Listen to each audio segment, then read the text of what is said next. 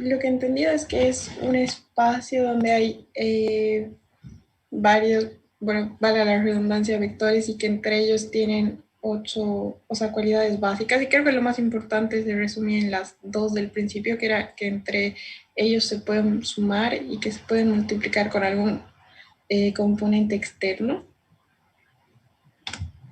Muy bien, perfecto. Muchas gracias. Entonces, la mayoría tiene una idea de qué es un espacio vectorial. Entonces, recordemos que un espacio vectorial era pues un saco de objetos, ¿sí? Lo podríamos entender como un saco de objetos donde estaban definidas dos operaciones.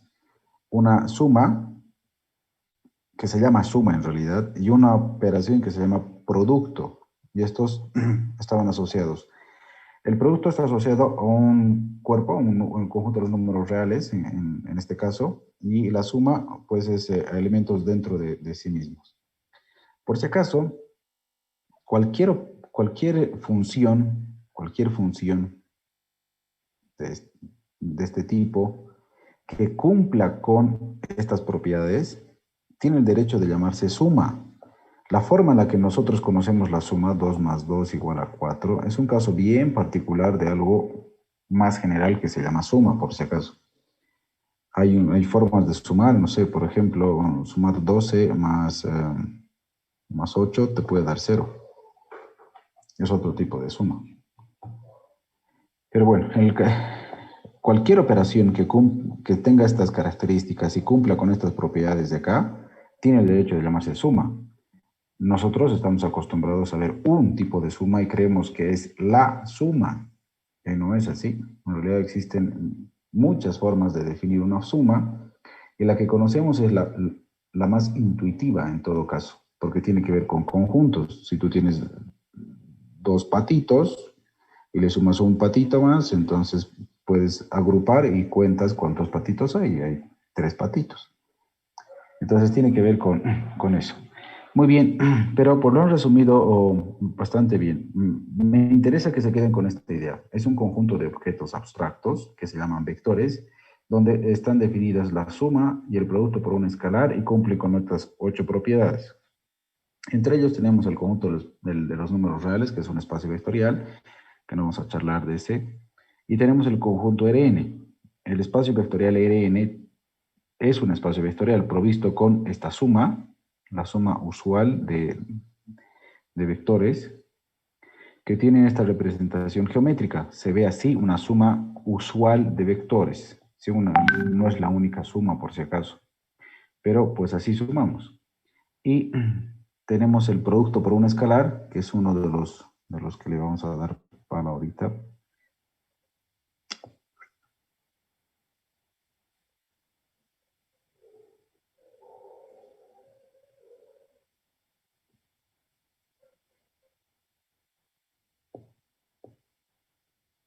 Entonces, si yo tengo el producto por un escalar, pues a qué hace referencia. Tengo un vector, Rn en general, y si yo multiplico por un número a este vector, lo puedo dilatar, es decir, que lo puedo volver más largo, alfa veces a, cuando alfa es más grande que 1, se llama dilatación.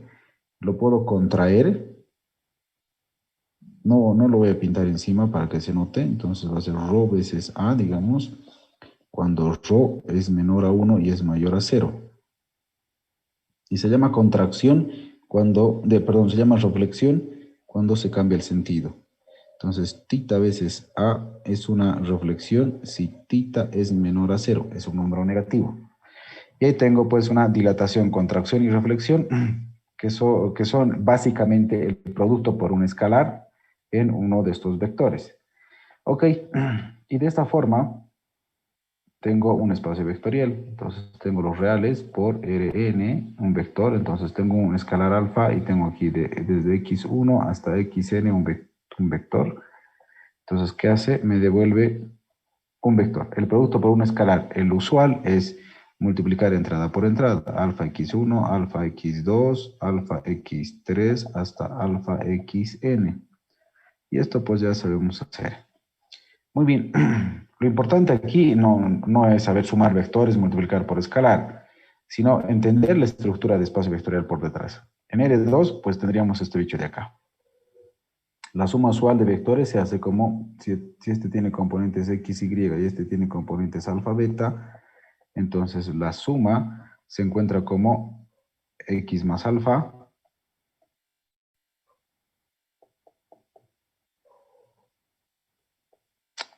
y más beta, ¿no? Y el producto por un escalar es pues multiplicar ese numerito por cada una de las entradas del vector. Y si alfa es más grande que 1, tengo una dilatación, una contracción, una reflexión, etcétera, etcétera.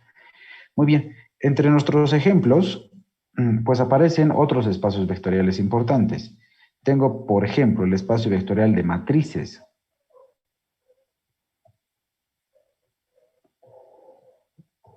Si yo tengo el conjunto de matrices con n filas y m columnas con coeficientes los reales, voy a tratarlo así, sobre los reales con la suma y el producto por un escalar definidos de la manera usual, este también es un espacio vectorial. También es un espacio vectorial. Donde la suma y multiplicación, bueno, la suma entre matrices, la matriz A más la matriz B, pues va a ser una matriz C, donde si la matriz A tiene componentes A sub I, J, con I de 1 hasta N y J de 1 hasta M, y la matriz B tiene componentes B y J,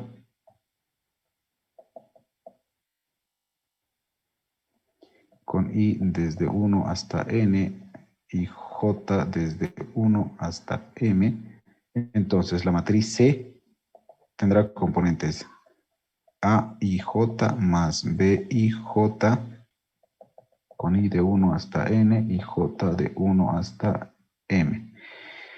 Y la suma, pues, de las matrices se define de esta forma. Se suma entrada por entrada respetando el orden. Para que yo pueda sumar dos matrices tiene que ocurrir algo importante. Primero, que estas tienen que ser de la misma dimensión. Y segundo, tienen que tener asociado al mismo cuerpo. Caso contrario, pues no se podría sumar matrices. Y de esa forma, pues voy a tener la matriz C. Ahora, ¿cómo se multiplica por un escalar? Alfa veces la matriz A, pues va a ser una matriz, no vamos a poner alfa, vamos a poner alfa veces la matriz, ya, pues alfa veces A. Alfa veces la matriz A es lo mismo que alfa veces la entrada IJ.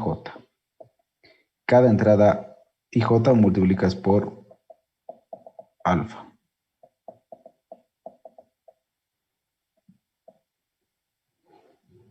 Perfecto. Y de esa manera, pues voy a tener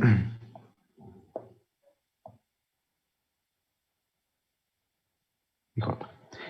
La suma y el producto por un escalar entre matrices. Estas dos operaciones van a cumplir las 8 propiedades. 4 para la suma, la distributividad, la conmutatividad, la existencia del cero y la existencia del opuesto.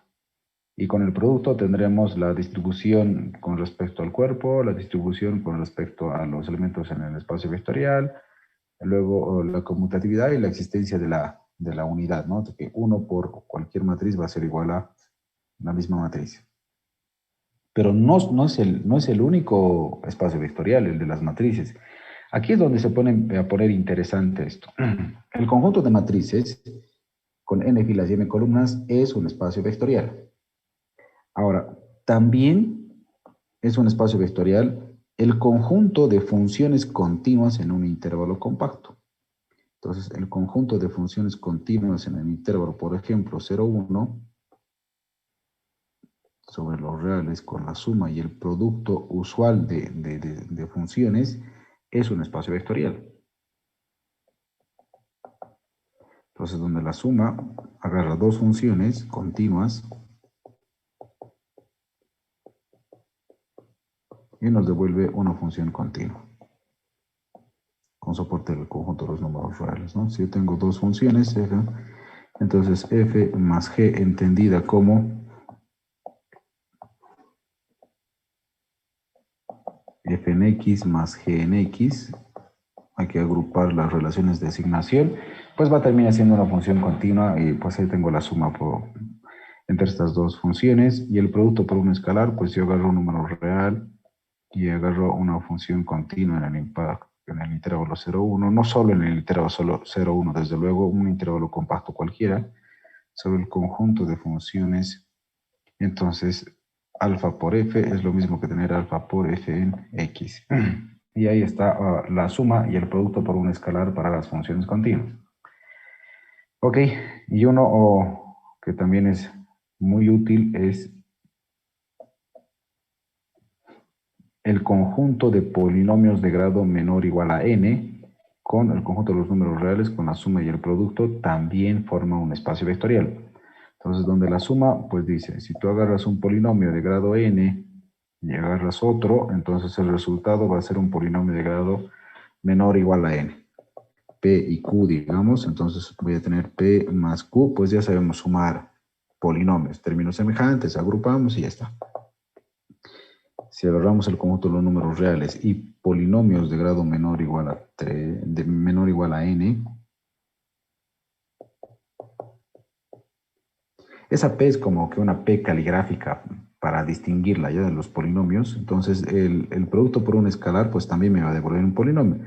Si yo tengo alfa y tengo un polinomio P, entonces alfa por P es otro polinomio. Por tanto, también forma un espacio vectorial. Ok, pues ya hemos revisado a grandes rasgos, pues, quiénes son espacios vectoriales, sin tener que hacer una demostración. Si no vamos a hacer una demostración formal, este curso, pues, escapa a los objetivos del curso, hacer una demostración formal de que son efectivamente espacios vectoriales. Pero hay que comprender la esencia detrás de los espacios vectoriales. Ya tengo los espacios vectoriales, ahora ya sé que estos conjuntos, los polinomios de grado menor o igual a n, las funciones continuas, las matrices rectangulares y Rn en general, tienen estructura de espacio vectorial. ¿Para qué me sirve que estos tengan estructura de espacio vectorial? ¿Qué podemos rescatar? A ver, de todo lo que he dicho, ¿alguna cosa se les ocurre?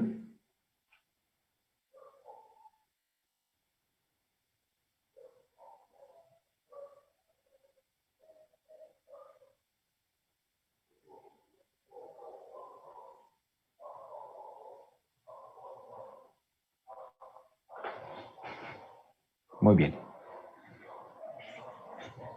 El hecho de tener estructura de espacio vectorial y definida una suma y un producto por un escalar que hacen que éste tenga estructura de espacio vectorial, garantiza algo importantísimo. A ver, ¿qué es esto importantísimo que estoy comentando? Para ello necesitamos revisar un par de conceptos previos.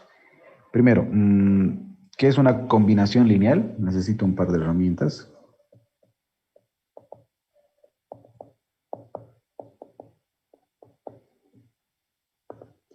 Entonces decimos, sea B un espacio vectorial distinto del vacío, espacio vectorial, donde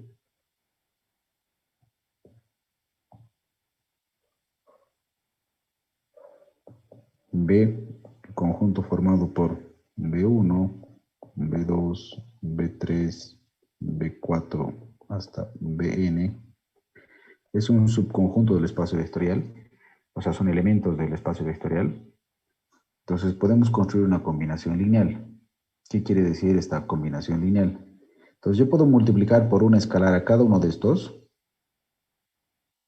y luego sumarlos a toditos estos.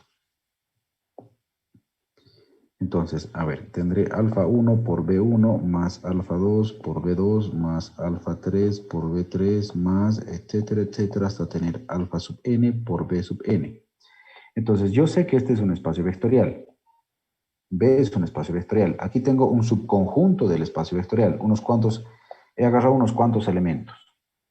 De estos elementos, ¿qué estoy haciendo? Estoy multiplicando por un escalar a cada uno de estos, por un número cualquiera. Incluso 0, podría multiplicar por 0, no importa. Entonces, gracias a que el espacio vectorial tiene esta función del producto por un escalar que es cerrada, que quiere decir que el producto por un escalar de uno de los vectores sigue siendo un vector, sigue siendo un elemento del espacio vectorial, sigue perteneciendo al espacio vectorial. Entonces, todos estos que he encerrado con un círculo naranja pertenecen al espacio vectorial. Es un vector, es un elemento. Ahí está, ¿dónde? No sé, pero está ahí. Y ahora los puedo sumar. Si los sumo, una vez más, la suma es una operación cerrada y dice que si tú agarras dos elementos de un espacio vectorial, la suma está dentro del espacio vectorial. Entonces este va a ser un tercer elemento que está en el espacio vectorial. Si lo sumas con este, pues otro elemento y así sucesivamente. Resulta entonces que este elemento me va a devolver un elemento W y este elemento W va a pertenecer al espacio vectorial. Pertenece al espacio vectorial. Entonces, bajo estas circunstancias decimos que W es una combinación lineal de los elementos del conjunto B. Una vez más, bajo estas circunstancias decimos que W se escribe como una combinación lineal de los elementos del subconjunto B. Entonces, W es una combinación lineal de los elementos de B. Perfecto. Esto, para ahorrarnos un poco la notación, pues podemos escribir de esta forma, con I desde 1 hasta N. Entonces decimos que la sumatoria de multiplicar alfa I por BI me va a devolver un elemento W, y este elemento W no le queda de otra más que ser un elemento del espacio vectorial. Tiene que pertenecer al espacio vectorial. Es un elemento del espacio vectorial. Perfecto. Entonces ahí tenemos las combinaciones lineales. ¿Para qué me sirven las combinaciones lineales? Estas me permiten hacer un par de cosas importantísimas. Primero, definir la dependencia o independencia lineal de conjuntos.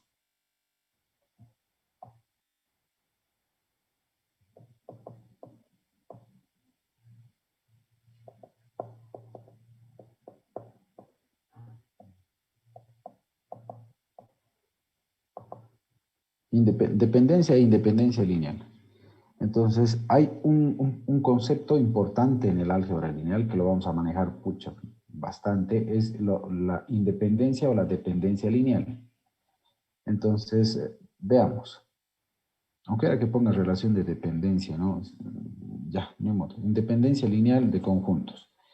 Si B es un espacio vectorial, distinto al vacío, espacio vectorial, y B, un conjunto con elementos B1, B2, B3, etcétera, etcétera, Bn, es un subconjunto de B, son elementos del espacio vectorial B. Entonces se dice que B es linealmente independiente, lo voy a poner con mayúsculas, aunque no debería de colocarlas, pero bueno. Se dice que B es linealmente independiente, sí, solamente sí, una combinación lineal de los elementos de B, una combinación lineal de los elementos de B, igualada a 0, implica biunívocamente que todos los elementos alfa sub i tienen que ser iguales. Y tienen que ser iguales a 0. Tienen que ser 0. Entonces, independencia lineal. Decimos que un conjunto es linealmente independiente, un subconjunto en realidad de elementos del espacio vectorial es linealmente independiente, si solamente si una combinación lineal de estos elementos igualadas a 0 implica que todos los escalares tienen que ser 0. Todos los escalares tienen que ser 0. Ahora, por otro lado, se dice... Listen, perdón, ¿qué dijo que era LI? Se dice que B es LI. Linealmente independiente. Gracias. Muy bien. Entonces, por otro lado, se dice que B, el subconjunto, es linealmente dependiente si solamente si ocurre lo siguiente. Una combinación lineal de estos, con i de 1 hasta n de alfa i de b sub i igualada a 0, implica biunívocamente que existe por lo menos algún alfa i. Bueno, existe un i en todo caso, existe un i.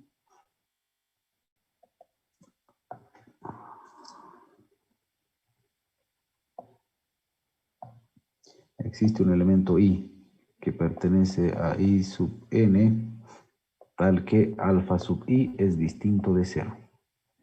Entonces, la negación básicamente es la negación. No sé si ustedes ven, no ven lógica, ¿no? Pero bueno. Entonces, para que sea linealmente independiente, todos sus elementos tienen que ser iguales a cero. Todos los escalares tienen que ser iguales a cero. Para que sea linealmente dependiente, tiene que existir por lo menos un elemento que sea distinto de cero. Por lo menos uno. Si uno es distinto de cero, listo. El conjunto es linealmente dependiente.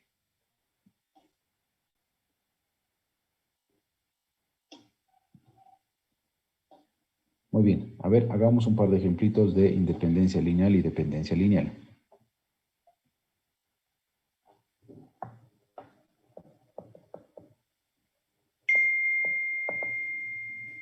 Ejemplos. Ejemplo A. Uno bien facilito. Tomemos R3 para empezar. Entonces tengo R3 sobre el conjunto de los números reales con la suma y el producto habitual, espacio vectorial. Y acá pues voy a agarrar un conjunto. A ver, el conjunto de elementos 1, 2, 5, 4, 3, menos 1 y pues 0, 0, 2, por ejemplo. Tengo acá entonces un conjunto, un subconjunto de tres elementos de este espacio vectorial R3.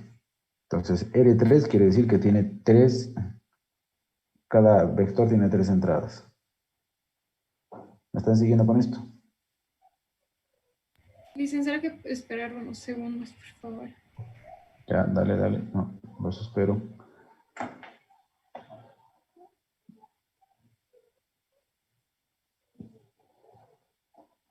Listener arriba dijo que para que sea linealmente dependiente, al menos uno debe ser cero, o era al Distinto de revés. cero. Al ¿Cómo? menos uno tiene que ser distinto de cero. Ah, ya, distinto. Ok. Ujú. Listen dijo que el R3 significaba que los elementos tenían, o sea, los vectores tenían tres entradas, pero ese R más ¿y qué significa? Ah, ya.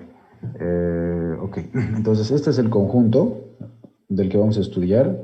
De aquí vamos a sacar los escalares y está asociada a una suma y a un producto. Entonces tiene que tener estos elementos. Tiene que tener un conjunto, tiene que tener un cuerpo, tiene que tener una suma y tiene que tener un producto para que tenga estructura de espacio vectorial. Entonces yo lo estoy haciendo bastante formal, ¿sí?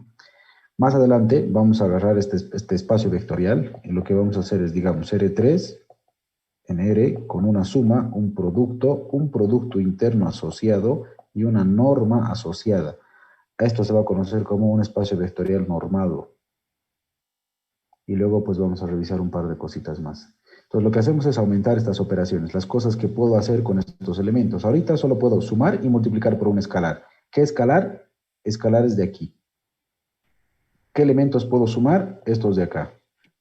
Y los puedo multiplicar por un escalar que está acá. Eso es lo que quiere decir esa notación. Le hicieron una pregunta. Dime. Arriba, ¿qué significa desde que empieza después de las flechitas con la E al revés y pertenece a... Ah, ya.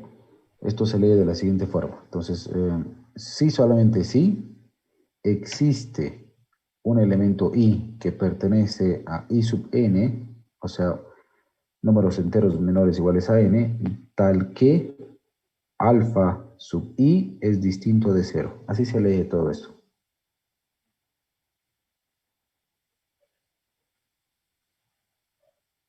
Listen, perdón, ¿qué número está abajo en el segundo vector debajo del 3? Menos uno. Menos 1. ¿Y al lado son dos ceros? Sí, 002. Gracias. Perfecto. Muy bien. A ver, estudiemos la independencia o dependencia lineal de estos vectores. Estamos empezando con el ejemplo más básico, que no entra ni a los exámenes siquiera. Calentamiento. A ver, tengo estos tres elementos y quiero saber si si este conjunto es linealmente independiente o linealmente dependiente. Entonces, ¿qué tengo que hacer? La definición dice, construye una combinación lineal de estos, alfa por 1, 2, 5, más beta por 4, 3, menos 1, más rho por 0, 0, 2, igualada a 0, 0, 0, 0, 0. Tengo entonces ahí una combinación lineal de estos elementos igualadas a 0, donde alfa, beta y rho son números reales. ¿Por qué, ¿Por qué pongo esto los reales? Porque este también podría ser el conjunto de los números complejos. Claro que en ciencias empresariales nunca vamos a ver esto. En Mate 3 hemos visto espacios vectoriales asociados a números complejos, sobre todo cuando el polinomio característico terminaba con raíces complejas, ¿no es cierto? Y aparecían ahí un par de cosas interesantes para las soluciones y demás. Pero podría ser también los complejos. Entonces, por eso yo estoy agarrando solo los reales. Ya. Entonces, donde alfa, beta y rho, anotaremos eso, alfa, beta y rho pertenecen a los reales. Ahí tengo entonces mi combinación lineal. De acá tengo que encontrar los valores de alfa, beta y rho. ¿Cómo hago para encontrar los valores de alfa, beta y rho?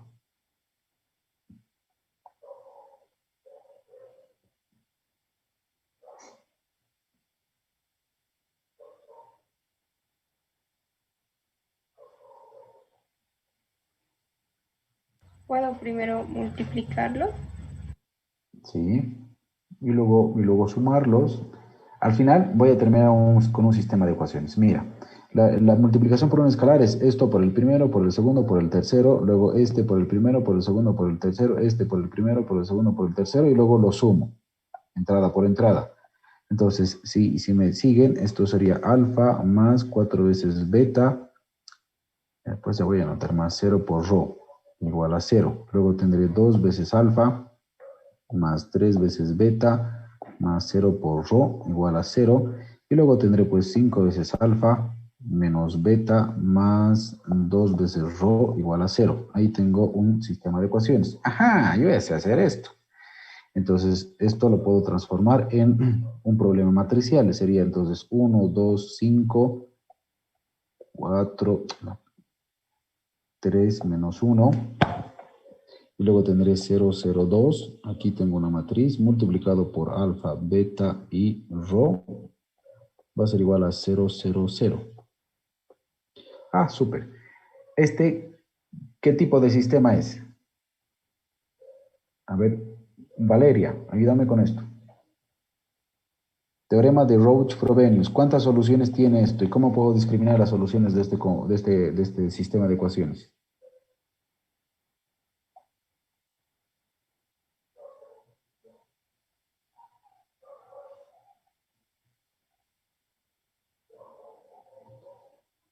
Ok. Luciana. Sería, perdón, homogéneo. ¿Me estás preguntando? Homogéneo. ¿Ya? ¿Cuántas soluciones tiene? ¿Cómo discriminamos las soluciones de este sistema de ecuaciones? Tiene una única solución. O Infinitas. O muy bien. infinitas. O infinitas. Muy bien. Entonces, noten que el teorema de Roach-Frobenius pues, nos ayuda bastante. Resolver o estudiar problemas de dependencia o independencia lineal terminan convirtiéndose en sistemas de ecuaciones lineales homogéneas. El teorema de Roach-Frobenius plantea lo siguiente. Si yo tengo un sistema de ecuaciones cuadrada, una matriz cuadrada, desde luego un sistema de matrices cuadrada homogéneo, entonces este solo tiene dos opciones. O tiene una única solución, cuya solución sería el 0, 0, 0, ¿no es cierto? El 0. O tiene infinitas soluciones. Si tiene infinitas soluciones, pues van a haber valores distintos de cero. ¿Estamos de acuerdo? Entonces, no tengo la necesidad de resolver este sistema de ecuaciones, solo discriminar si tiene una única solución o tiene infinitas soluciones. A ver, ayúdame con esto, Luciana. Si este de acá tendría una única solución, ¿qué podríamos concluir?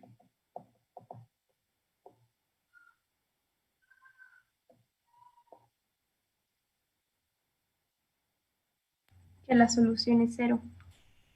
Muy bien, si la solución es cero, entonces, ¿este conjunto será linealmente independiente o linealmente dependiente? Si es cero, es independiente. Perfecto. Entonces tendríamos un conjunto linealmente independiente. Entonces solo necesito saber si este sistema tiene una única solución. Ahora, si tendría infinitas soluciones, ¿qué quiere decir eso? Quiere decir que va a existir por lo menos uno de estos, un alfa, un beta o un rho, que va a ser distinto de cero. Si hay infinitas, por lo menos una de ellas va a ser distinto de cero. Si una de ellas es distinto de cero, listo. El conjunto es linealmente dependiente. ¿Me están siguiendo con esto? Perfecto. Entonces, revisemos. Entonces voy a tener, ¿cómo hago para saber si tiene una única solución o tiene infinitas soluciones? No tengo que resolver el problema, podría pillar el determinante. Como es una matriz cuadrada, ¡tarán!, ya tengo la solución. ¿Cuánto vale el determinante de esta matriz? Entonces agarramos y yo voy a utilizar los determinantes, porque para eso han sido imaginados, digamos, creados por la genialidad humana, ¿no? Para que nos ayuden a resolver estos problemas más rápido. Entonces tendré 1, 2, 5, 4, 3 menos 1, 0, 0, 2. Y quiero pillar pues el determinante. Para ello pues puedo diagonalizar, ¿no es cierto? Entonces, ¿qué tendríamos que hacer? Solo necesito encontrar una matriz triangular superior y se acabó. Entonces diré que la fila 1 va a ser igual a la fila 1 menos 4 tercios de la fila 2. Y de esa forma el determinante no va a cambiar, pero tendré 5 menos 1, 2. Aquí tendré 2, 3, 0. Y aquí tendré, si multiplico, pues este va a ser 0. Si multiplico por menos 4 de la fila 2, este va a ser 0. Si multiplico por menos 4 tercios, este va a ser menos 8 tercios. 1 menos 8 tercios menos 5 tercios. ¿Están ahí? Sí, sí. ¿Aló? ¿Sí, sí? Ok, esta es una matriz triangular inferior, por tanto el determinante va a ser igual a el producto de los elementos de la diagonal. Será en todo caso menos 10, distinto de cero. ¿Qué puedo concluir con esto, Sofía?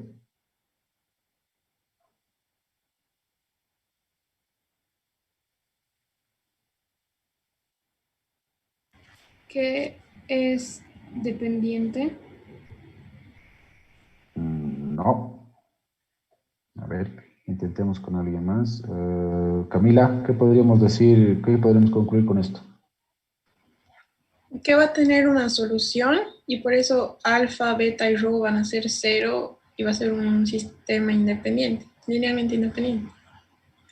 Muy bien.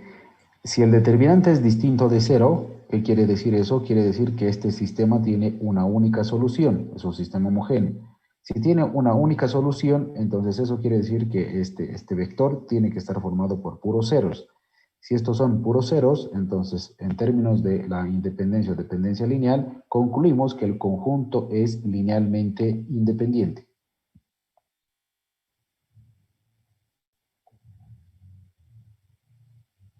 Entonces, B es linealmente independiente. ¿Estamos de acuerdo?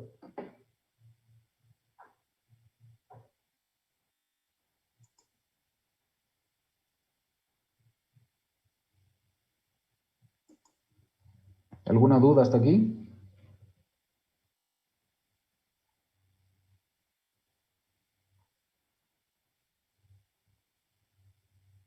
Muy bien. A ver, para que se vaya entendiendo un poco esto, o Sí, cuál sí. es la fin. ¿Alguien quiere decir algo? Sí, yo tengo una duda. ¿Y si no fueran, o sea, si no fueran matrices homogéneas, qué pasa?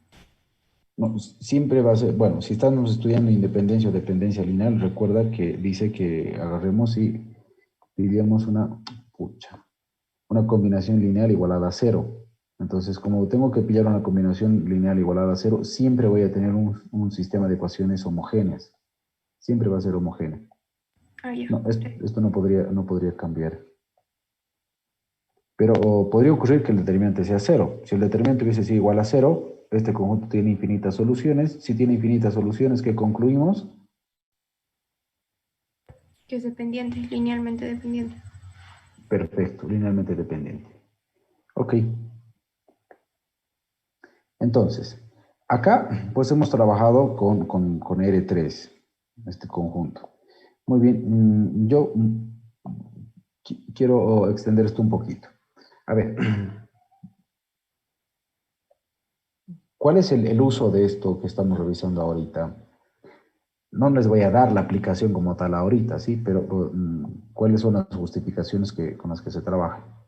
Cuando tú tienes una base de datos, ¿sí? Tú tienes una lectura, no sé, vas a medir, yo qué sé, el PIB de Bolivia, por ejemplo. Entonces el PIB de Bolivia, pues lo dibujas y dices, ah, ok, están unos puntitos de la información que tenemos y yo qué sé, ahí está el PIB de Bolivia. Entonces el año 1, el año 2, el año 3, el año 50.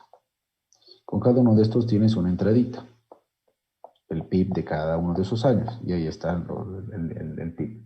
Esta es una forma de entender el PIB, pero en realidad no es muy práctica, y es más, no es como se la usa en realidad, pero se la dibuja así para que se entienda un poco.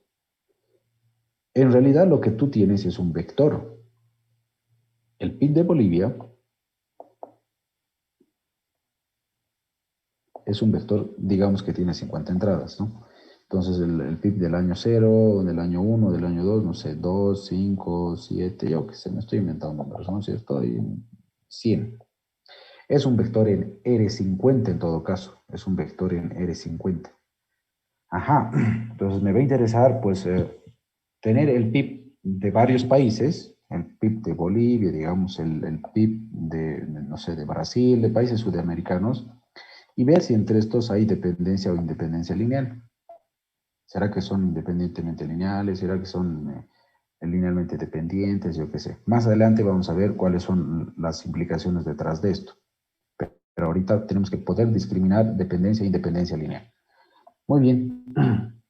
Espero pues que con esto les vaya formando una imagen al final del horizonte después de ver todo este curso de álgebra lineal. Que al final le vamos a dar un toque de aplicada, desde luego. Ya. Perfecto. Hemos trabajado entonces en R3. Es el ejemplito. Pues ahí está, cool. Ahora voy a trabajar por ejemplo, en el conjunto de polinomios de grado menor o igual a 3, con coeficientes los reales, con una suma y con un producto. Entonces Listen, perdón, ¿sí? una pregunta. Cuando hicimos el teorema de Ross-Provelius, también nos había dicho que cuando en los sistemas homogéneos se podía determinar si tenía una única solución o infinitas soluciones fijándonos en el rango. Igual podemos hacer eso, ¿verdad? Igual. Cualquiera de las herramientas. Entonces claro, aquí he utilizado el determinante. ¿Por qué? Porque tengo una matriz cuadrada. Si yo no tendría una matriz cuadrada, no puedo usar el determinante. Tendría que usar rangos, el teorema de rangos, y utilizar la idea de rangos para poder encontrar discriminar si tiene una única solución e infinitas soluciones. Entonces ya no necesito resolver el problema. Solo tengo que saber si tiene una única solución o tiene infinitas para discriminar independencia o dependencia lineal. ¿Listo? A ver.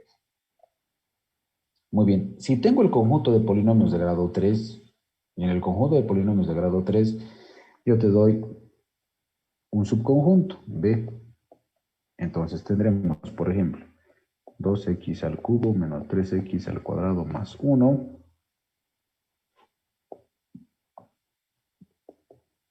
coma, menos x al cuadrado más 2, x. Ya.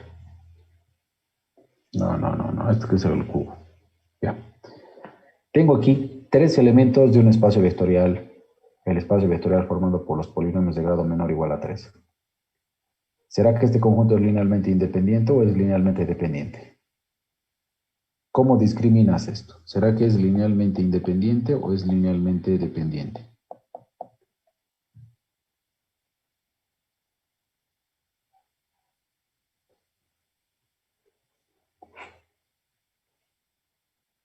¿Cómo harías? A ver, pensemos un cachito. ¿Qué harías? ¿Cómo discriminas? A ver, ¿será que esos tres polinomios son linealmente independientes? ¿Forman un espacio vectorial? ¿Los polinomios de grado menor o igual a 3 forman un espacio vectorial? Entonces, ¿este conjunto es o no es linealmente independiente? ¿Cómo lo harías?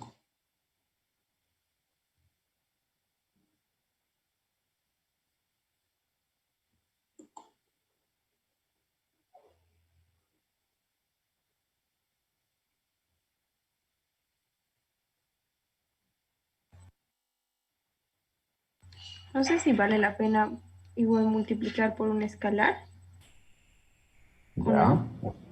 Vamos bien, Luciana, muy bien.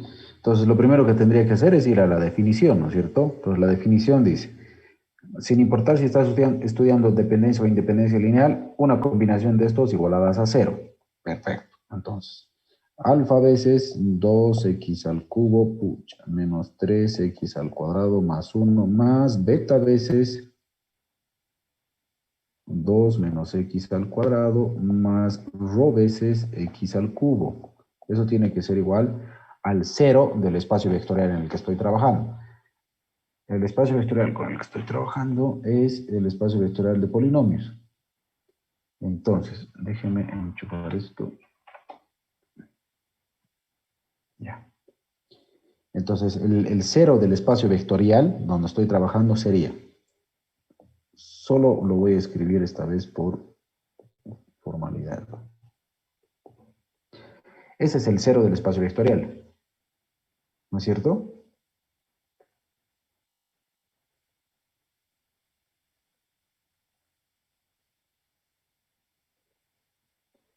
Muy bien, ¿cómo hago para encontrar alfa, beta y rho?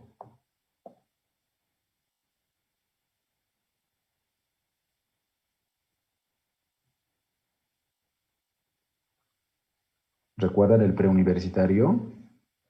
¿Recuerdan la descomposición de fracciones parciales? Ver, vamos, ¿cómo harían para pillar esto? Primero podríamos multiplicar, o sea, repartir, digamos, el alfa, beta y rho, y luego agruparlos o sea, los que tienen x cubo, x cuadrado y x nomás, y los que no tienen ninguno, y ahí hacer un sistema de ecuaciones. Perfecto. Muy bien, Camila. Entonces, lo que tengo que hacer es, si yo quiero que esta combinación lineal sea exactamente el polinomio de cero, el elemento cero del espacio vectorial de polinomios, por eso puse esto, porque podía haber puesto esto y daba lo mismo, pero esto pues nos devuelve una idea importante detrás. Si yo quiero que este polinomio de grado 3 sea igual a este polinomio de grado 3, pues tiene que ocurrir algo. A ver, ¿qué tiene que ocurrir? Tiene que ocurrir lo siguiente. Tendré 2 alfa x al cubo menos 3 alfa x al cuadrado más alfa más 2 veces beta menos beta x al cuadrado más rho x al cubo. Eso tiene que ser igual. Pues voy a escribir cero, ya no me torture. Y luego de acá tengo los que tienen el cubo, entonces sería 2 veces alfa más rho, todo esto multiplicado por x al cubo. Luego los que tienen beta, pues, digo, los que tienen x al cuadrado sería 3 alfa más beta x al cuadrado. Los que tienen el término x, no hay ni uno. Y los que no tienen el término independiente, que sería alfa más 2 veces beta. Eso tiene que ser igual a cero. Ajá. Voy a volver a escribir aquí, ¿no? Entonces x al 0, x al cuadrado, 0x más 0. Perfecto. Para que dos polinomios sean iguales, primero tienen que coincidir en grado y luego coeficiente a coeficiente, respetando el orden, tienen que ser iguales. Entonces tendré, si quiero que este polinomio de grado 3 sea igual a este polinomio de grado 3, pues ya está. El coeficiente de x al cubo tiene que ser igual al coeficiente de x al cubo.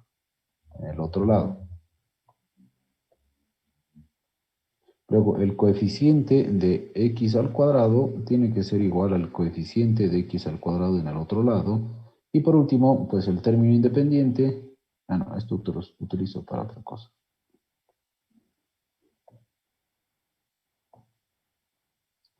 Vamos a usar el azul, bueno, el celeste. Entonces el término independiente tiene que ser igual al término independiente del polinomio del otro lado. Perfecto. Básicamente la idea que utilizábamos detrás de la descomposición en fracciones parciales. Bajo estas circunstancias tendría entonces que 2 alfa más rho tiene que ser 0. Luego menos 3 alfa menos beta tiene que ser igual a 0. Y alfa más 2 veces beta tiene que ser igual a 0. Tengo un sistema de 3 ecuaciones con 3 incógnitas, alfa, beta y rho. Resolvamos esto. Esto se puede convertir en un sistema de ecuaciones lineales. Entonces tendría 2, 0, 1. Tendría menos 3, menos 1, 0. Tendría 1, 2, 0. Multiplicado por alfa, beta, rho, que tiene que ser igual a 0, 0, 0. Ajá, una vez más, he terminado con un sistema de ecuaciones homogéneo. ¿Qué tengo que hacer? Estudiar el determinante de esto y ya está. A ver, déjenme revisar que no me haya equivocado. Entonces, esta va a ser la columna para los alfas, esta va a ser la columna para los betas, esta va a ser la columna para los rhos, ¿no? Para el rho. Y tendré 2, 0, 1, menos 3, menos 1, 0, y tendré 1, 2, 0. Listo. Entonces necesito que el determinante de esta, calcular el determinante. Pillo el determinante de esta matriz y ¡tarán! Ya tengo la respuesta. Será entonces el determinante de 2, 0, 1, menos 3, menos 1, 0, o 1, 2, 0. Y de acá. Para aniquilar esto, entonces la fila 3 va a ser igual a la fila 3 más 2 veces de la fila 2. Y de esa forma, el determinante no va a cambiar. Tendré entonces 2, 0, 1. Tendré menos 3, menos 1, 0. Y acá tendré pues 0, 0. Y este de acá va a ser, si multiplico por menos 2, por 2, este va a ser menos 6. Entonces va a ser menos 5. Muy bien. No está en su forma triangular superior ni triangular inferior. Tengo que hacer entonces un par de intercambios. La fila 1 con la fila 3 y luego la fila 2 con la fila 3 y ahí pues ya estaría, ¿no? Entonces la fila 1 la vamos a intercambiar con la fila 3 y luego la fila 2 con la fila 3. Como estoy realizando un número par de intercambios, el signo no va a cambiar. Y pues ya, me puedo estornudar esto y tendré... ¿No sería más fácil intercambiar la columna 3 con la columna 1? La columna 3 con la columna 1. Sí, Se puede intercambiar columnas, ¿verdad? sí. Podemos intercambiar esas dos columnas y sí, también daría lo mismo. Tendría que dar lo mismo si intercambiamos esto. A ver. O sea, nos daría lo mismo, pero con otro signo, ¿verdad, Lizzie? Con el signo opuesto. Que eso no debería de ocurrir. A ver, ¿dónde está el error aquí? A ver, a menos que esté cometiendo un error al intercambiar filas. Si intercambio esta fila con esta.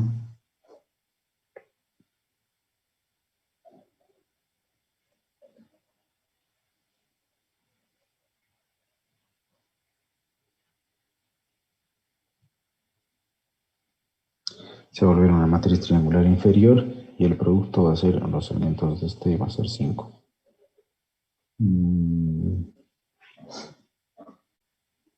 Si intercambiamos la columna 1 con la columna 3, entonces voy a tener una matriz diagonal. El producto sería menos 5. Muy bien, en este caso, da lo mismo. A ver, si intercambiamos este con esto, estoy cambiando rho con alfa. Si pido el determinante, pues sí, va a dar lo mismo. Si intercambiamos estos dos, me va a dar un determinante con otro signo, desde luego. Pero lo que va a ocurrir es que en realidad, pues no se va a alterar porque tengo este alfa, este es beta y este es rho. Entonces al intercambiar estas columnas estaría poniendo primero rho, luego beta y después alfa. Entonces solo está cambiando el orden en el que en el que encontraría las soluciones. Ok. De esta forma el determinante va a ser igual a, bueno, va a ser distinto de cero y de aquí en ambos casos va a ser distinto de cero y de aquí concluimos que el sistema tiene una única solución, y si el sistema tiene una única solución, entonces este conjunto terminaría siendo, Bruno, linealmente independiente o dependiente. Linealmente independiente, dice. Linealmente independiente. Muy bien. Ok.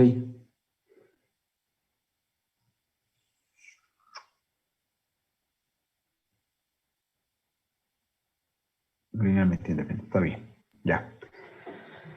Pues se puede hacer esto sobre cualquier espacio vectorial. Bueno, tendríamos que hacer esto sobre cualquier espacio vectorial. Entonces, noten que resolver el sistema de ecuaciones homogéneo ya no es el objetivo. Ya no es el objetivo, sino más bien es discriminar dependencia e independencia lineal. Si yo quiero discriminar dependencia o independencia lineal, voy a terminar en un sistema de ecuaciones homogéneas. Y pues me puedo valer del teorema de Roche-Frobenius y ahí aplicarle para resolver esto más rápido. Perfecto. Pero ahora, ¿qué pasaría si yo tengo el espacio vectorial de las funciones continuas en un intervalo? Por ejemplo, el inciso D, creo que va a ser esto nuestro ejemplo de, bueno, de C. Si yo tendría el espacio vectorial de las funciones continuas en el intervalo 0, 1 con la suma y el producto. Me falta aquí el coeficiente de los números reales. Usual. Y quiero discriminar un conjunto. A ver, voy a encontrar un conjunto. Quiero saber si el conjunto formado por e elevado a la x y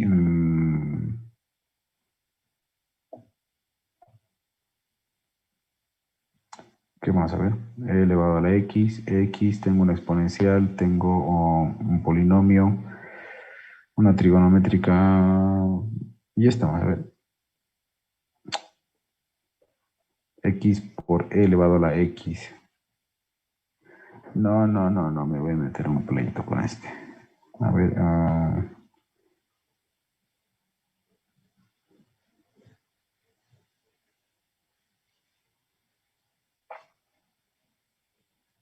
no, me voy a meter en un pleito con esto. Porque si yo quiero discriminar esto, a ver, déjeme hacer un cachito, un cálculo muy rápido. A ver, hagamos x al cuadrado más 1. Ya, para que no se me complique la vida. Entonces, si yo tengo estas funciones son continuas en el intervalo 0, 1. Entonces, sobre el conjunto de los números reales con la suma y el producto, quiero saber si son linealmente independientes o linealmente dependientes. ¿Cómo haríamos para ver si son linealmente dependientes o independientes?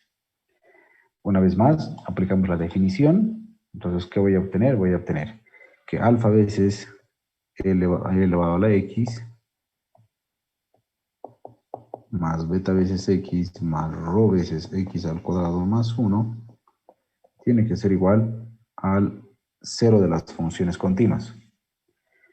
¿Cómo hago para encontrar alfa, beta y rho de esta ecuación?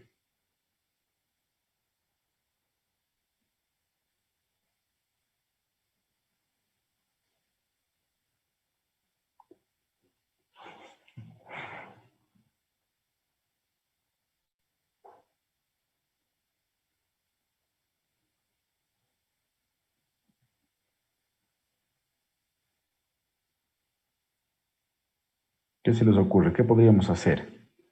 Aquí hay un dato importantísimo, esto, de las funciones continuas. Quiero que sean continuas.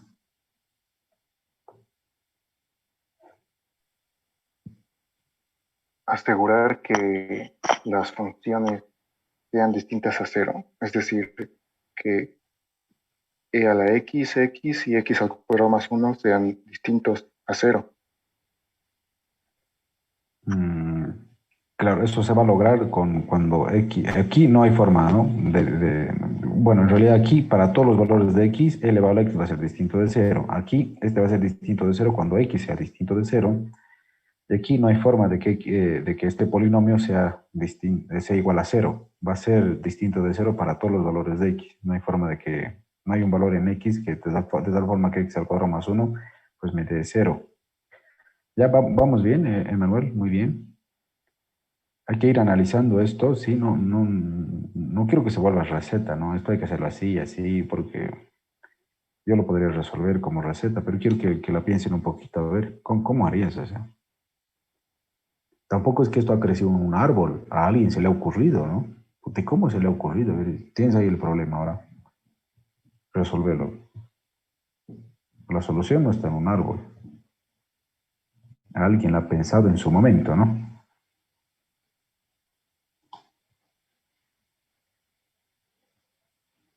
Muy bien. Pues ocurre lo siguiente.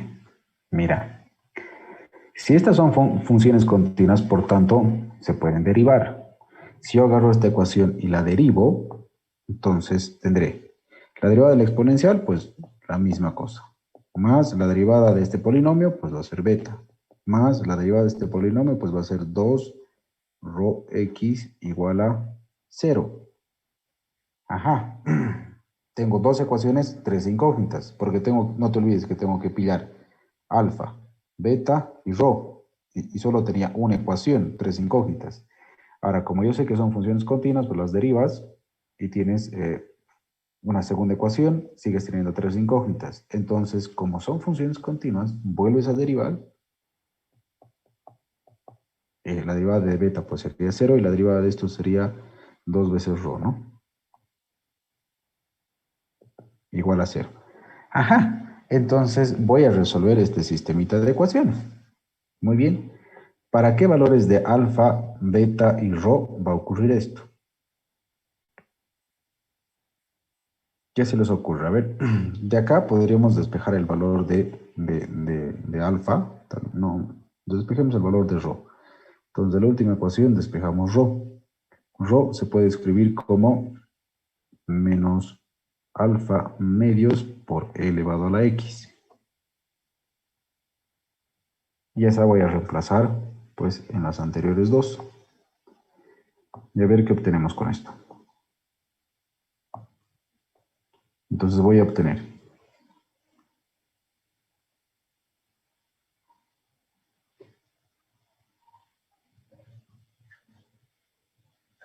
alfa veces e a la x más beta veces x menos alfa medios por e elevado a la x por x al cuadrado más 1 igual a 0. Luego aquí tendré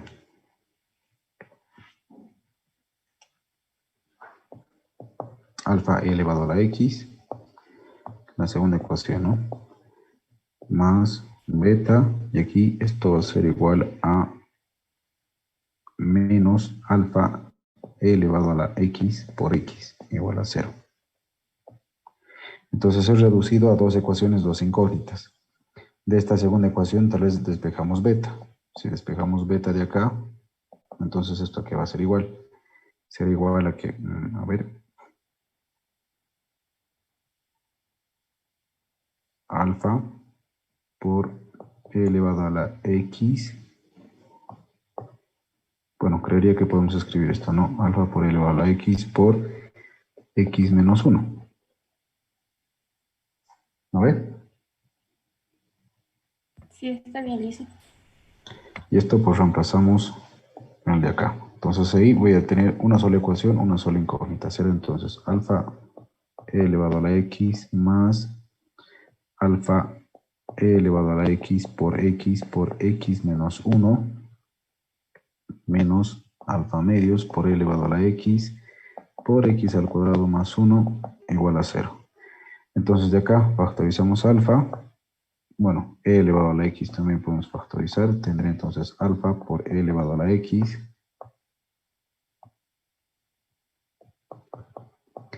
Multiplicado por 1, más, aquí tendré x al cuadrado menos x, espero que me estén siguiendo, menos x al cuadrado dividido entre 2, menos, ya pues, menos 1/2, ¿no?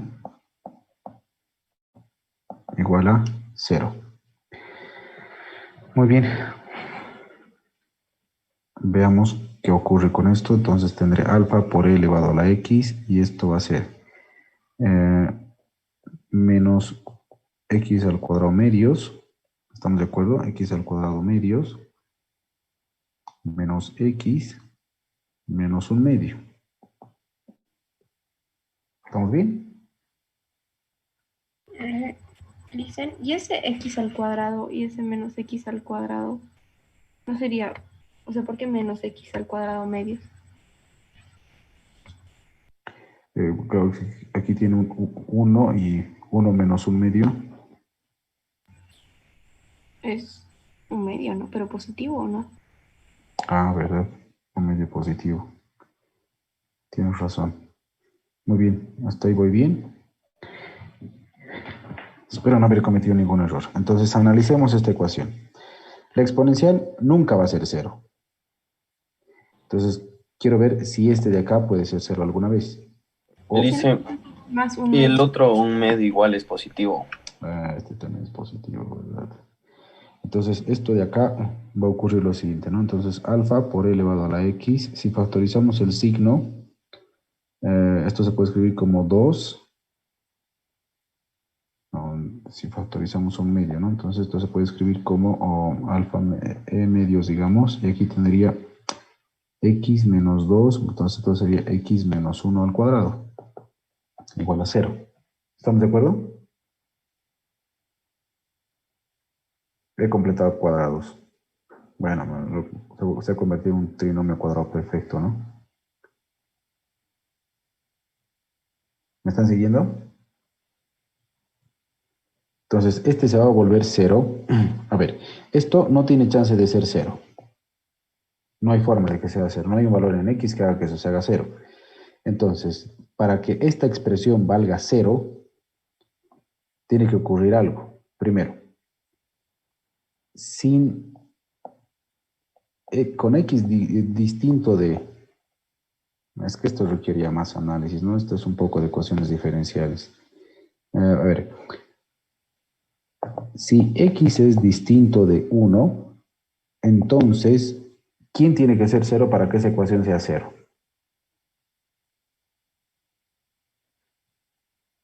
No hay un valor en x que haga que esta ecuación se haga 0 si x es distinto de 1. Entonces, alfa tiene que ser 0 si x es distinto de 1. Si alfa es 0, entonces reemplazamos acá. ¿Y cuánto tendría que valer beta? Beta tendría que valer 0.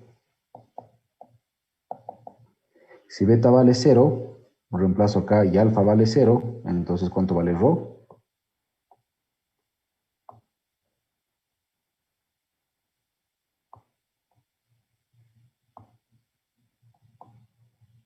Entonces rho vale 0.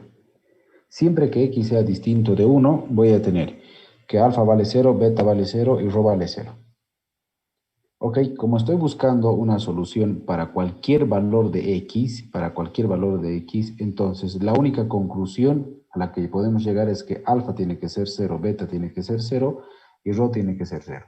¿Por qué? Porque x es una variable independiente, puede asumir cualquier valor. ¿Me he dejado entender? Es decir, que con alfa igual a 0, beta igual a 0 y rho igual a 0, incluso cuando x sea igual a 1, va a seguir funcionando. Y de esa forma he probado que este conjunto de funciones continuas en el intervalo 0, 1 es un conjunto linealmente independiente. Es un conjunto linealmente independiente.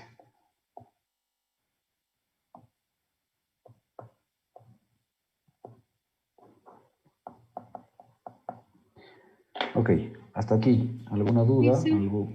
¿Sí? si pone x diferente de 1, ¿quiere decir que lo está tomando como si fuera 0? No, como si fuese distinto de cero en todo caso. Claro, con x distinto de 1, con x distinto de 1, este de aquí va a ser distinto de cero. No puede ser cero. Este, sin importar cuánto valga x, es distinto de cero. Entonces, el producto de dos números distintos de cero va a ser distinto de cero. Yo quiero que esto sea cero. Entonces, lo único que ocurre es que este tiene que ser cero. Lo único que le queda es que este tiene que ser cero. ¿Vale? Ok, gracias. Muy bien. ¿Alguna pregunta? Y dicen, si x toma el valor de 1, entonces alfa igual es distinto, ¿no? De 0, y ahí es dependiente. Sí, se podría hacer ese análisis, ¿no? Solo cuando x es igual a 1, Claro. entonces alfa podría ser distinto de cero. Pero recordemos que acá, si x es igual a 1, entonces este conjunto de acá ya no ya no serían funciones, serían constantes. En todo caso, si x es 1, entonces sería este sería 1 y este sería pues 2. Y ahí sí tendríamos un problema. Y efectivamente, ahí tendríamos dependencia lineal. ¿Por qué? Porque si tú multiplicas alfa por e más beta por 1 más rho por 2 igual a 0, entonces con alfa igual a 0 y rho igual a 1 y beta igual a menos 2, tienes el 0. Ya has encontrado dos escalares que son distintos de 0 que hacen que esta combinación lineal iguale a 0. Pero este es un caso solo para un puntito, cuando x vale 1. En general, ¿qué va a ocurrir? Si yo tengo el conjunto de funciones en un intervalo 0, 1, entonces tengo la exponencial, ahí está la exponencial, tengo la recta, pues ahí está la recta, y tengo pues el polinomio segundo grado, pues va a ser una cosa más o menos así. Me imagino cosa por ahí. Entonces, solo cuando x sea 1, solo cuando x sea distinto de 1, ahí voy a tener una dependencia lineal. Pero yo estoy estudiando en todito este intervalo. Por tanto, en todito este intervalo no le queda de otra que alfa ser 0. En todito ese intervalo. Ya, gracias, Liz. Muy bien.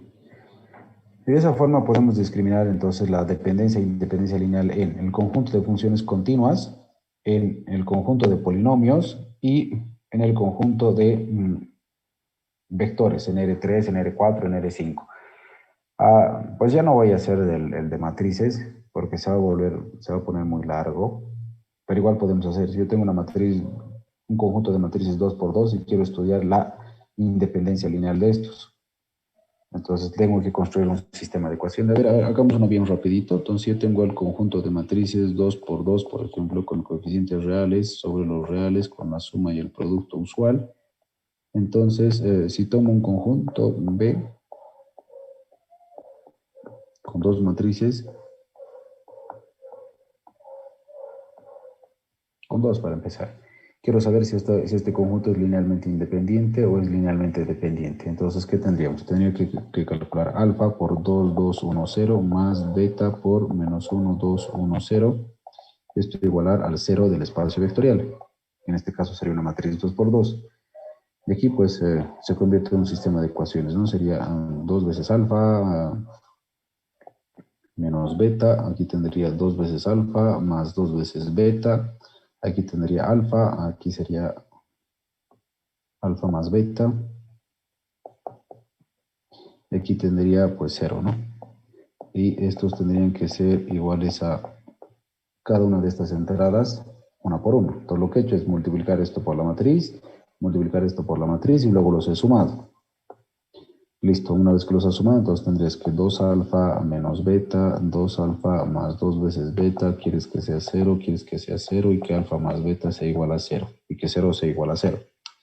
Entonces, de la última ecuación, tendrías acá un sistema de ecuaciones dos ecuaciones, digo, tres ecuaciones, dos incógnitas. Y ahí ya se genera un conflicto. Hay que estudiar el tema de los rangos y tendríamos entonces, a ver, 2 menos 1, aquí tendría 1, 1, y aquí tendría 2, 2, todo esto multiplicado por alfa, beta, igualado a 0, 0.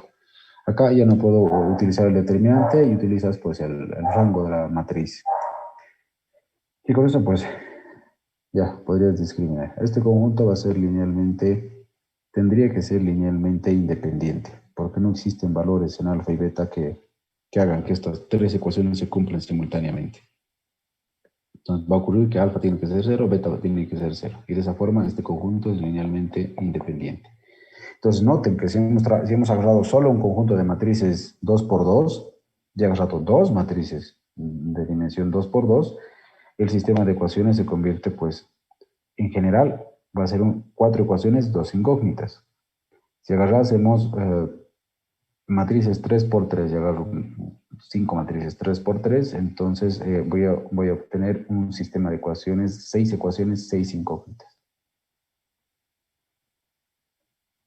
Y pues va creciendo ahí el sistemita. Ok, y ahí pues podríamos estudiar la dependencia e independencia lineal de las matrices. Pues ya no lo voy a hacer.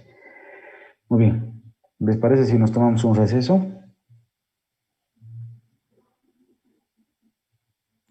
Sí, listo. Ya. A la vuelta tenemos que hablar de bases. Pero creería que con eso ya estoy avanzando muy rápido. A ver, vamos a ver a la vuelta que hacemos. Entonces nos vemos 14. ¿Está bien? Lisa, disculpe, ¿podría bajarlo hasta el final, por favor, la hoja, por un rato? Ahí está. Ok, gracias. Muy bien. Nos vemos entonces 14. Chao.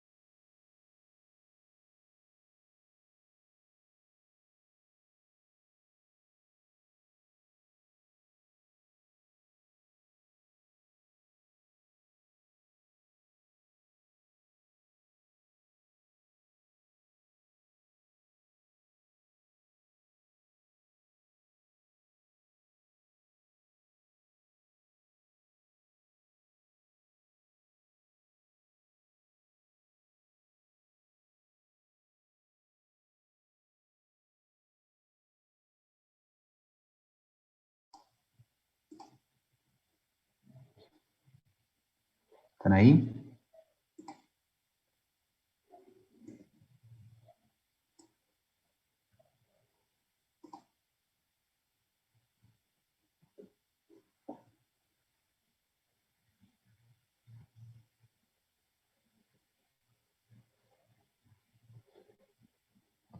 Muy bien. Entonces, continuemos.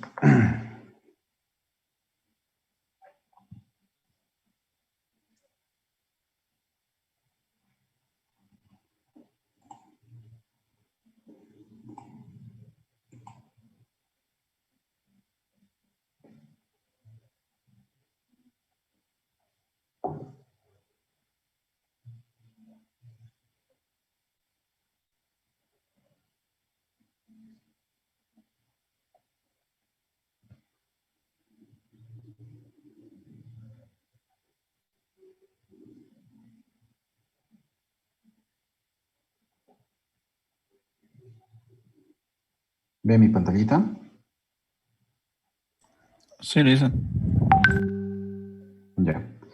Entonces, acabamos de revisar una herramienta importante en los espacios vectoriales, que son las combinaciones lineales, que pues, nos ayudan a discriminar dependencia e independencia lineal. Pues, ¿para qué sirve la independencia y dependencia lineal? Bueno, empezaremos en realidad, ¿para qué sirve la combinación lineal? Entonces, resulta que si yo tengo un espacio vectorial, tenemos que hablar de bases.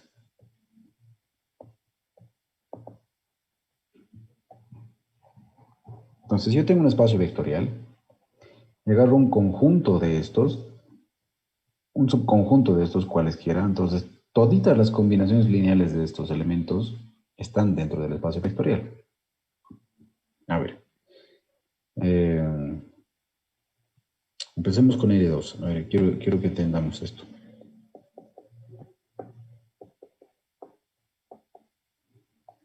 Entonces tengo ahí R2. En R2 yo puedo agarrar todas las combinaciones lineales de un vector. Un vector cualquiera. Entonces agarramos un vector U y si construyo todas las combinaciones lineales de este vector U, pues ¿qué voy a obtener? Se conoce como el espacio lineal generado por el vector U. Este de aquí resulta que es un subespacio vectorial, me estoy saltando. Tenemos que hablar de subespacios vectoriales en realidad.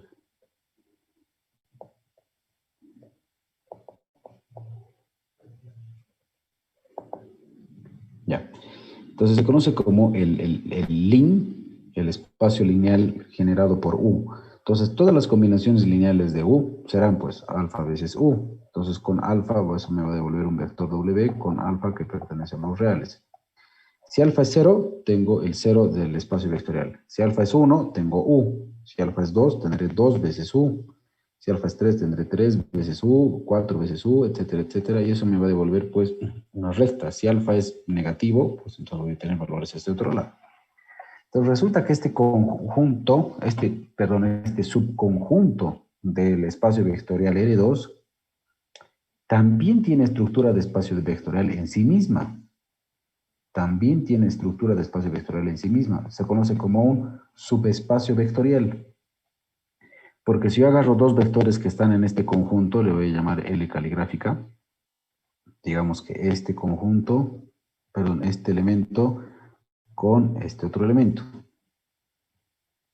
Entonces, si yo sumo estos dos vectores, el resultado sigue dentro de esta línea. Sigue. Si yo multiplico por un escalar estos dos, pues el resultado sigue dentro de esta línea.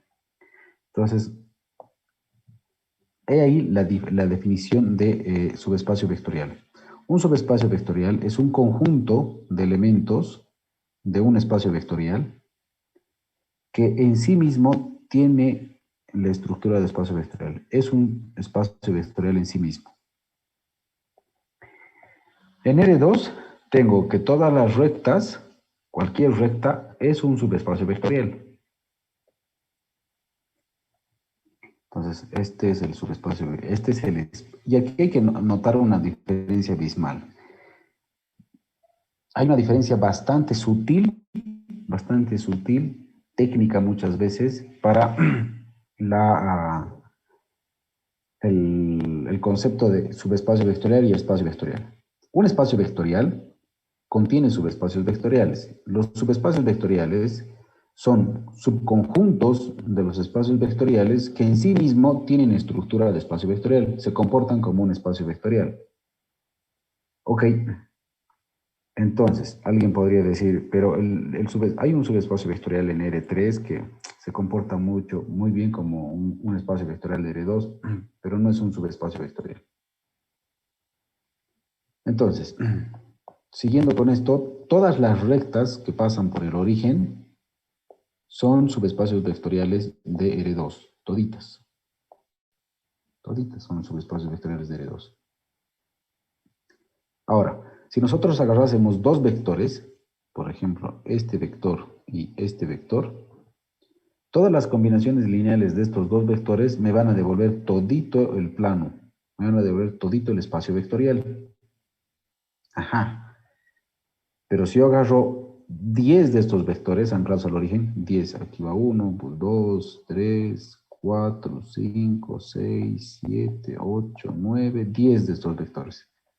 Si agarro 10 de estos vectores dentro del espacio vectorial E2, todas las combinaciones lineales de estos 10 elementos siguen estando dentro del espacio vectorial, generan todo el espacio vectorial. Se dice que generan todo el espacio vectorial.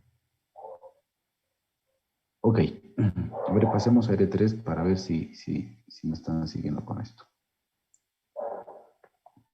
Si estaríamos en R3, aquí ya es un poquito más difícil para mí que dibuje algo bonito, pero pues voy a intentar.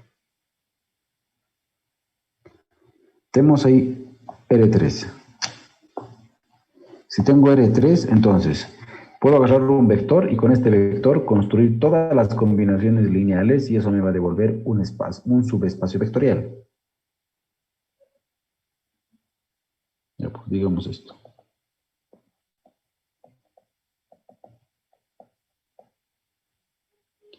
Y ahí está un subespacio vectorial, construido a partir de todas las combinaciones lineales de este vector U en R3. Pero yo también puedo agarrar dos vectores y hacer lo mismo, construir todas las combinaciones lineales de estos dos vectores. Aquí tengo un vector B. Si hago todas las combinaciones lineales, lo que voy a obtener es un plano. En R3, un plano. Este plano es un subespacio vectorial.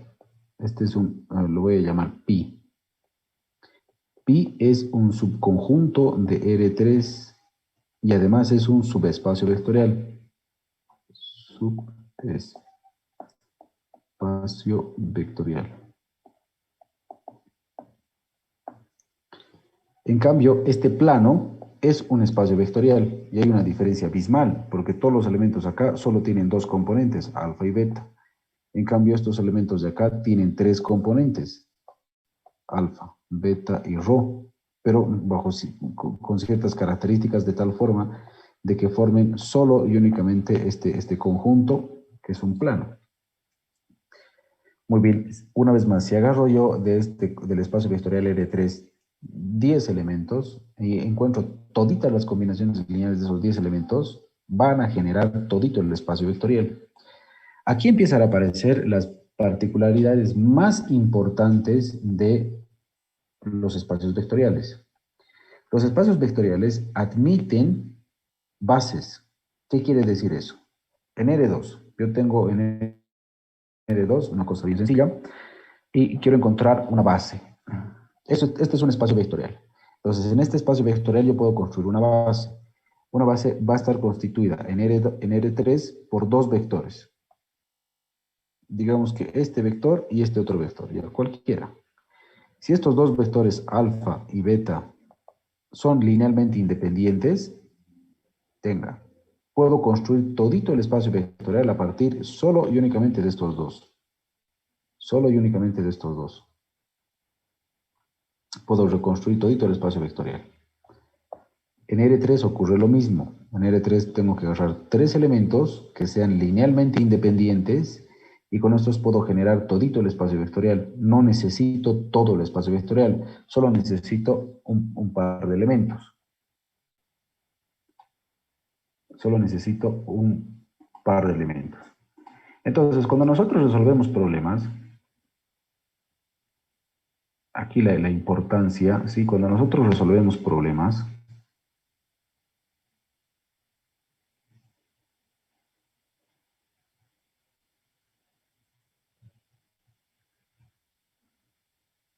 vamos,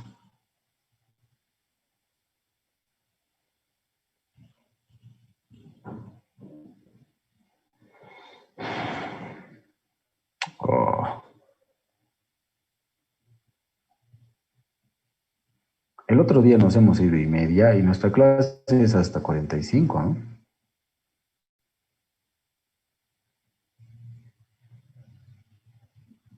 Pucha, no puedo proyectar la pantallita.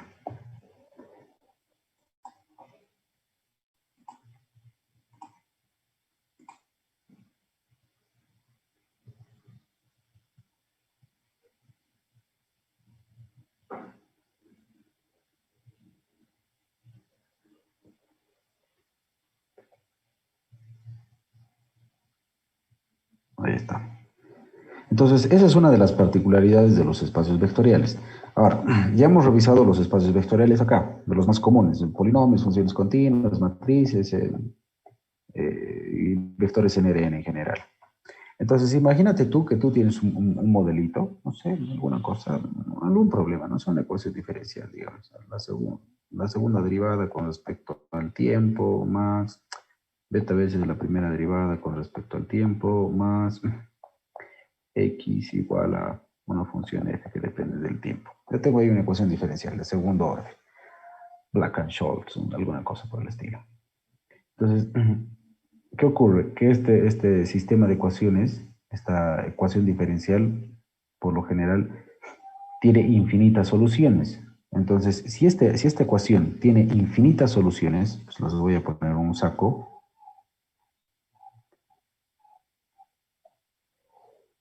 Pues sería bien complejo estudiar esta ecuación diferencial si las soluciones no tendrían una estructura. Pero si el conjunto de soluciones de esta ecuación diferencial, de algún modelito que tú vayas a construir, no sé qué, tiene infinitas soluciones, pero toditas esas soluciones tienen una estructura de espacio vectorial, entonces no necesitas a todititas, solo necesitas de unas cuantas, no sé, dos, digamos. Y con estas dos, puedes reproducir cualquier solución atrapada o dentro de este sistema de ecuaciones. Ajá, pero si el conjunto de soluciones de una ecuación de algún tipo no tiene estructura de espacio vectorial, entonces no me puedo valer de este hecho tan importante que tienen los espacios vectoriales. Se pueden construir bases. Y con las bases nosotros podemos reproducir toditas las soluciones y trabajar con ellas. Y de ellas voy a escoger la mejor. Entonces, como tiene estructura de espacio vectorial, entonces solamente necesito dos, digamos, de ellas, dos soluciones de ellas, y con ellas voy a encontrar aquella solución que hace que yo encuentre el óptimo en un portafolio, en lo que sea. Estoy buscando optimizar portafolio, yo qué sé, lo que quieras. Ajá, si el conjunto de soluciones no tendría estructura de espacio vectorial, no puedo hacer esto. Y de esa forma no puedo escoger el mejor elemento. Claro, tendría que testear a todititos. Pero gracias a que algunas ecuaciones diferenciales, no todas, sí, algunas ecuaciones diferenciales cuyo conjunto de soluciones son infinitas, pero toditas esas soluciones tienen estructura de espacio vectorial. Ah, pues qué lindo. Si tiene estructura de espacio vectorial, solo tengo que encontrar una base. Encuentro una base. Y con eso puedo construir cualquier otra solución. Y con estos elementos de la base y combinaciones lineales de estos, voy a escoger aquel que cumpla con lo que estoy buscando. No sé, estoy buscando, no sé, alguna cosa, ¿no? O por último, si todititas son soluciones, si toditas son óptimas, tengo que diseñar alguna restricción. Dices, pucha, ya este problema tiene infinitas soluciones, pero no puedo poner en mi paper pues que tiene infinitas soluciones y se acabó. Tengo que darle alguna solución, o no le puedo decir, si estoy haciendo una consultoría, no le puedo decir esto tiene infinitas soluciones. Entonces lo que haces es, agarras de estas infinitas soluciones, diseñas un criterio para escoger cuál va a ser la mejor solución para ti, y gracias a que tiene estructura de espacio vectorial, escoges la mejor y tarán, ya tienes una única solución. Ok. Creería que ya es suficiente por hoy día. ¿Les parece si quedamos acá? Sí. Listo. Los veo realmente cansados. Esta última parte. Estamos masacrados ya. Está muy confuso. Fatal. Está muy Es muy mucha confuso. información. Sí, yo creo que es mucha información. Tenemos que revisar espacios vectoriales, tenemos que llegar a producto interno. Claro que una modalidad online es más fácil correr y me cuesta avanzar más lento. Ya, quedemos aquí. ¿Les parece? Y Sí, dice, le dicen gracias. Y eso. Ya. Gracias, dicen. A repasar, mañana les voy a hacer un control de lectura veloz, a ver si están revisando los apuntes. Y mañana vamos a terminar de ver esto de los subespacios vectoriales. Subespacios vectoriales son muy importantes. Muchos de los- Lisa, ¿Sí? le quería preguntar, del libro de álgebra lineal aplicada, ¿qué ejercicios tenemos que hacer específicamente para la práctica? Todos, ¿Todos? Ok. todos. Son hartos, pero hay que hacer todos. Dice, son todos el capítulo 1, ¿no? O sea, creo que por separado creo que es la parte azul, entonces serían todos Todos. de la unidad 1. Gracias. La unidad 1 son matrices, entonces tendríamos que ver espacios vectoriales, creo que es el capítulo 3 del libro, porque ya hemos visto matrices, hemos visto determinantes, hemos visto sistemas de ecuaciones y hemos empezado con espacios vectoriales, que es lo que a mí me interesa más en realidad. Quiero que entiendan, ¿no?, la estructura del espacio vectorial y comprendan las herramientas del álgebra lineal, ¿no? Ahorita en su formación profesional básica, porque están haciendo una licenciatura, pues se les enseñan herramientas bien básicas, ¿no?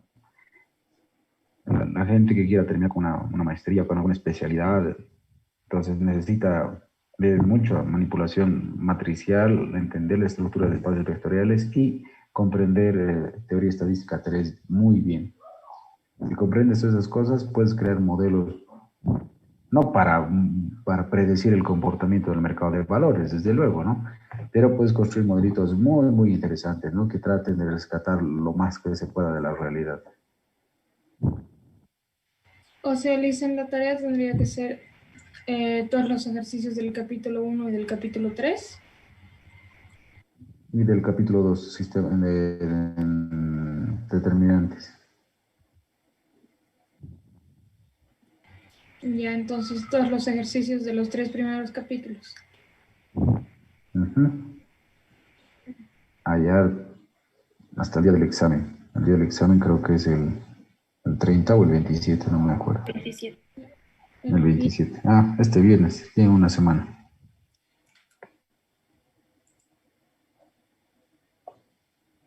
Dicen, ¿y habría forma de, si estamos avanzando bien, hacer, como no podemos hacer 48 horas antes, hacer una clase de ejercicios? Si es que tuviéramos... Sí, yo justamente